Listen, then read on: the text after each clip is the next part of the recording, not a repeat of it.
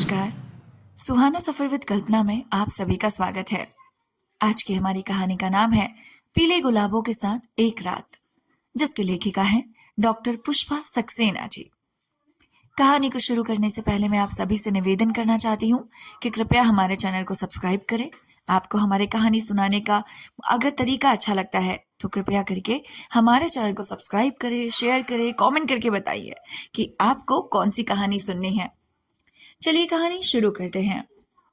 First class कूपे में अकेली ही थी कि तभी ढेर सारे पीले गुलाबों के अध खिले प्लास्टिक की बाल्टी से झांकती फूलों के साथ एक सैनिक अफसर ने प्रवेश किया। बाल्टी कंपार्टमेंट की खिड़की के पास रख एक हल्की मुस्कान के साथ मेरी ओर देख कर कहा, पूरी रात आपको मीठी खुशबू मिलती रहे, गुड नाइट। कुछ पूछने का मौका दिए बिना वह जा चुका था। समझ में नहीं आया क्या रेल विभाग ने प्रथम श्रेणी के यात्रियों के लिए यह विशेष पुष्प सेवा आरंभ कर दी थी। 5 मिनट बाद एक सौम्य सुंदर महिला आ गई। उम्र के चेहरे से पढ़ पाना मुश्किल था। उन्होंने गंभीरता प्रौढ़ता को छू रही थी और चेहरे का भोलापन कच्ची उम्र का भ्रम दे रहा था। कहां तक जा रही हो? प्रश्न पूछते हुए मेरे समीप बैठ गई। इलाहाबाद। चलो, अच्छा है, साथ रहेगा। ये फूल? हाँ, कल सुबह इलाहाबाद में जेम्स का अंतिम संस्कार है। आपको पता है वहां अंतिम संस्कार कहाँ होता है?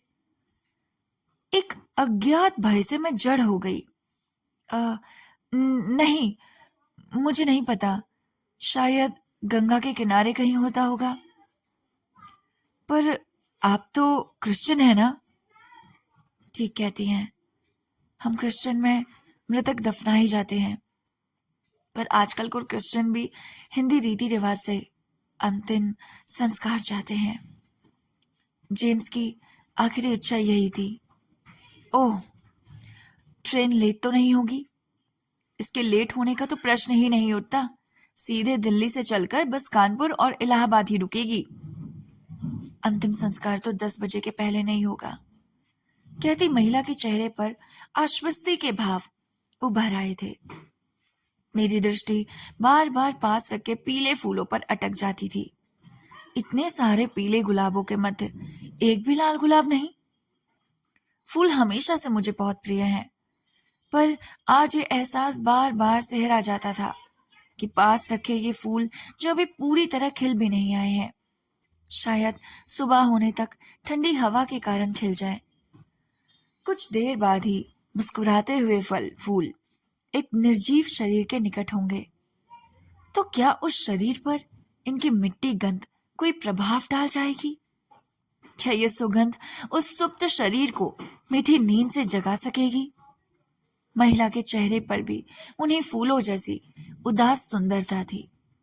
शायद मेरी दृष्टि उन फूलों पर गड़ी देखकर वो बोली, जेम्स को पीले गुलाब के फूल बहुत पसंद थे, इसलिए दिल्ली से ले जा रही हूं ताकि आखिरी बार उसकी पसंद का उपहार दे सकूं। जेम्स आपके कौन थे? मेरा होने वाला पति। सॉरी, विवाह के पूर्व चले गए, बहुत दुख है। कुछ अजीब सी हंसी के साथ वो बोली, जेम्स की पत्नी और बेटा इलाहाबाद में ही है। क्या? जेम्स एक बड़ा हार्ट स्पेशलिस्ट था। 2 सप्ताह पहले दिल्ली एक मेडिकल कॉन्फ्रेंस में आया था। कॉन्फ्रेंस के बीच ही हार्ट अटैक हो गया।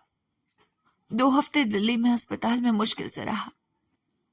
डॉक्टरों ने 6 सप्ताह तक आराम करने को कहा था, पर वह जिद पर अड़ गया। अपने घर जाऊंगा, अपने लॉन में पहुंचते ही ठीक हो जाऊंगा। मजबूर होकर दिल्ली के एक डॉक्टर के साथ उसे इलाहाबाद वापस भेजना पड़ा, पर 2 दिन भी तो वह पूरे नहीं कर पाया। आज प्रातः उसकी पत्नी का स्पेशल मैसेज मिला। अपने पुराने घर में अंतिम सांस तोड़ते जेम्स ने अपने लिए हिंदू विधि से अंतिम संस्कार की इच्छा व्यक्त की थी। जेम्स से कभी ना मिलने की कसम इस मैसेज पर तोड़नी पड़ी। मेरे मुख पर आए विस्मय को देखकर वो कहती गई थी। जेम्स एक मेडिकल कॉलेज के अंतिम वर्ष में था। तब मैं अंग्रेजी विषय में एमए कर रही थी। पड़ोसी होने के साथ ही हमारे परिवारों में बहुत घनिष्ठता थी। कीड़े मकोड़ों को पकड़ उनके अंग प्रत्यंगों को बचपन से ही जेम्स जिस रुचि से देखता था, उसकी वही रुचि मेरे मन में वृत्त तृष्णा जगाती गई। तुम कितने गंदे हो जेम्स, वह मुग्ध हो हंस पड़ता था। जेम्स के घर के सामने एक छोटा सा बाग था। उसी में एक और गुलाबों की क्यारी थी। कहीं से एक नन्हा सा गुलाब का पौधा लाकर मैंने गुलाबों की क्यारी रोप दिया। हमारा घर जेम्स की ऊपर वाली मंजिल पर था, अतः अपनी बागबानी का शौक जेम्स के गार्डन से ही पूरा किया करती थी। बहुत उत्सुकता से हम दोनों उस पौधे के बड़े होने का इंतजार करते रहे। जेम्स कभी उसमें जरूरत से ज्यादा खाद डालता, कभी मैं पानी की नदी बहा देती। किस रंग का गुलाब खिलेगा हम शर्त लगाते रहते। सचमुच जिस दिन उसके पीले रंग की कली दिखाई दी, जेम्स खुशी से फूल उठा। देखा lily, yellow rose, I love yellow colour. वह पीला गुलाब कब खिले, जैसे हम पागल हो उठे थे। 2 दिन बाद जब अपने पूर्ण दर्प के साथ पीला गुलाब खिला, हम दोनों उसे विस्मय में गुदत निहारते रह गए। और जिस दिन वह पीला गुलाब झड़ा, उसकी पंखुड़ियां बिन हम दोनों ने अपनी अपनी किताबों को समेट लिया। फूल की एक एक पंखुड़ी के डरते लगता जैसे हमारे सपने झड़ रहे हैं। इसलिए उन सपनों को अपनी पुस्तकों में हम कैद करते गए। पढ़ाई पूरी कर जेम्स जब मेडिकल कॉलेज में मृत्यु के जीवन के लिए संघर्ष कर रहा था, मैं अंग्रेजी विभाग के सामने फैले हरे लॉन के किनारे लगे मौली के पेड़ों की छाया तले बैठ शैली और कीट्स की मनचाही पंक्तियां दोहराती गुनगुनाती रहती। जेम्स हाउस सर्जन के रूप में काम कर रहा था। अक्सर आकर अस्पताल में हुई मौतों और दुर्घटनाओं का वर्णन कर मेरा मूड खराब कर दिया करता था। सच कहना जेम्स, हर दिन मौत को इतना करीब से देखते तुम्हें दुख नहीं होता? मैं उससे पूछती। पहले होता था, पर अब तो रूटीन जैसा हो गया है। ये मरना जीना तो चलता ही रहता है। मेरे ख्याल से तो आदमी को अगर कुछ बनना है तो नितांत व्यवहारिक होना चाहिए। तुम बहुत क्रूर हो, सच। सारे डॉक्टर एकदम हृदयहीन होते हैं। मेरी आंखों में सीधा देख ऐसा कह सकती हो? मंद स्मिति के साथ जेम्स ने पूछा। लाज से आंख नीची हो गई थी। घर के सामने पीले गुलाबों की अब एक अलग क्यारी बन गई थी। बहुत सुनहरे पीले गुलाब हमारे मध्य कब उगाए हमें पता नहीं लगा। शहर में कोई अजीब बीमारी फैली थी। तेज बुखार के साथ खून की उल्टियां होते ही रोगी अचेत हो जाता था। कई लोग मृत्यु के मुंह में जा चुके थे। तेज बुखार आते ही मैं किस कदर बहबूद उठी थी। जेम्स ने जैसे ही मेरी नब्ज देखने को हाथ पकड़ा, मैं फफक पड़ी। हम नहीं बचूंगी जेम्स। अगर मुझे कुछ हो जाएगा तो दफनाना नहीं, जला देना। मैं नहीं चाहती कब्र में मेरी कैद आत्मा छटपटाती रहे। प्यार से मेरे माथे पर बिखर आए बालों को हटाते हुए जेम्स ने कुछ नहीं कहा, बस तुरंत बाहर चला गया। 1 सप्ताह बाद मैं पूर्णतः स्वस्थ हो गई तो संतरे की फाक थमाते जेम्स ने शैतानी से पूछा, तो मरने के बाद आपकी तमन्ना है कि इस सुंदर देह को जला दिया जाए?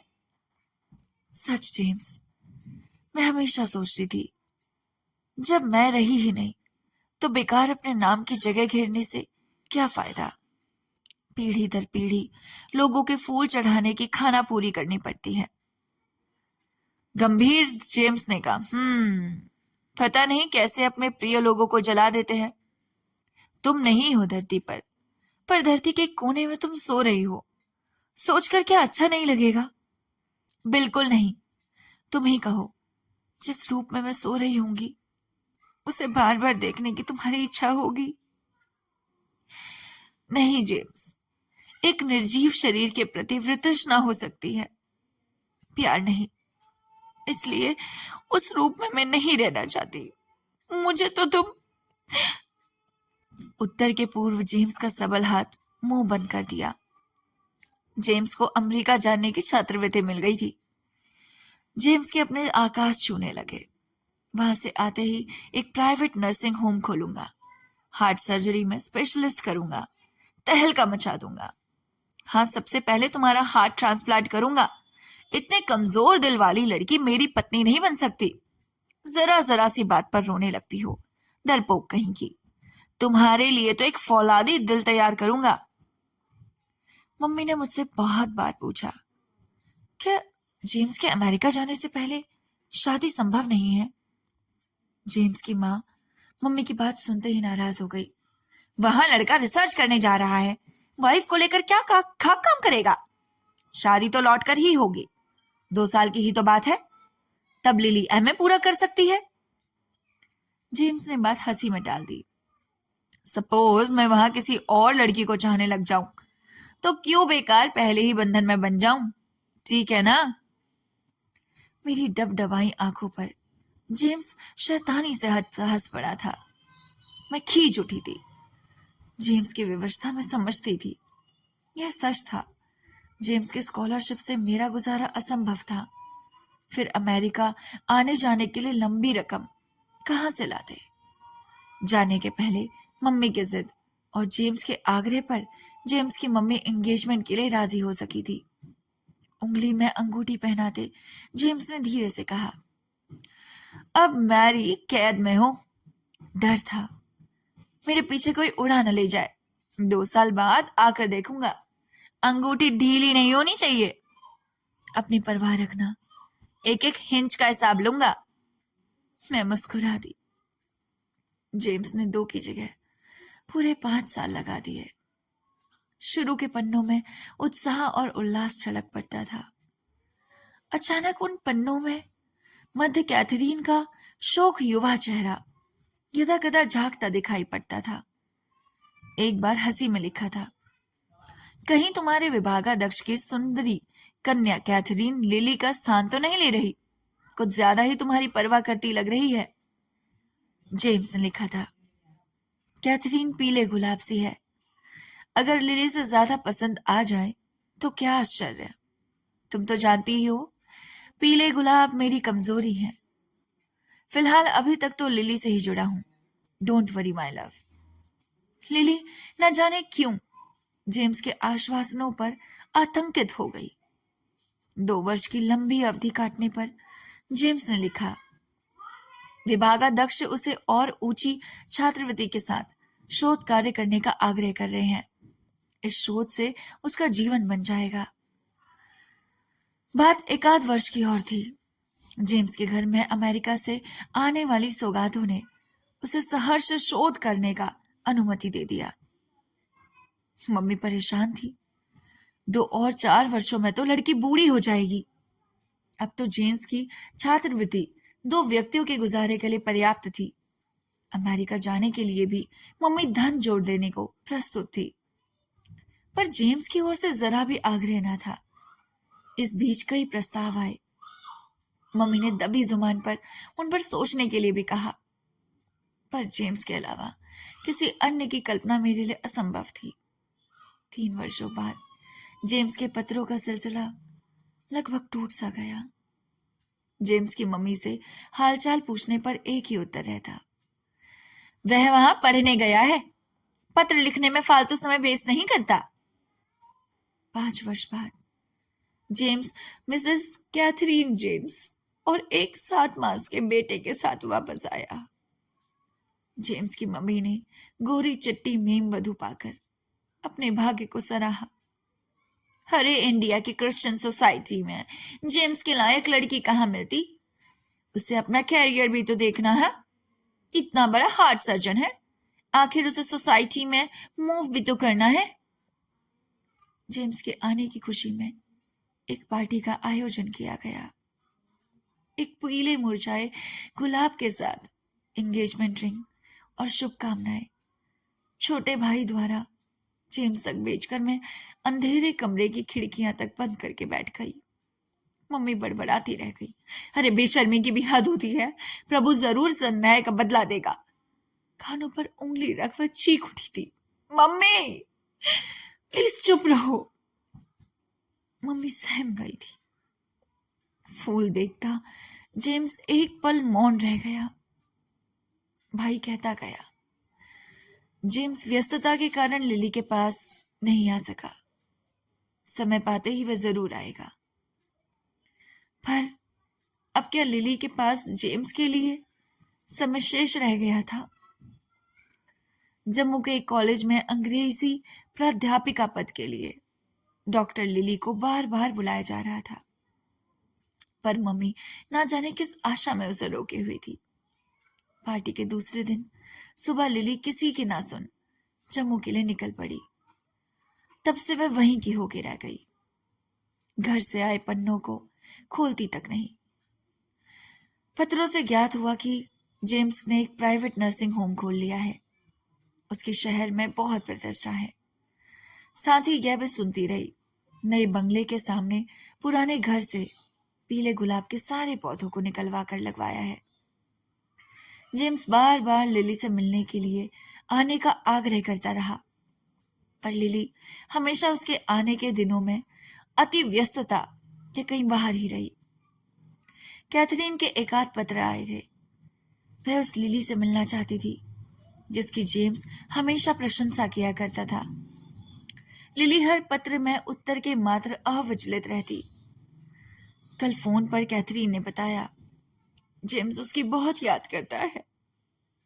और आज सुबह उसी कैथरीन ने बताया कि जेम्स की आखिरी ख्वाहिश है कि उसका अंतिम संस्कार हिंदू रीति रिवाजों से किया जाए। इसकी सूचना लिली को जरूर दी जाए। सूचना पाते ही लिली रुकी नहीं, प्लेन से दिल्ली आई और अब ये ट्रेन पकड़ी है। उसने मेरी भावनाओं की कदर की। वह अंदर से हमेशा मुझे चाहता रहा, वरना क्या बरियल की जगह मेरी इच्छा के अनुसार हिंदी रीति रिवाजों से अंतिम संस्कार मांगता। God bless his soul.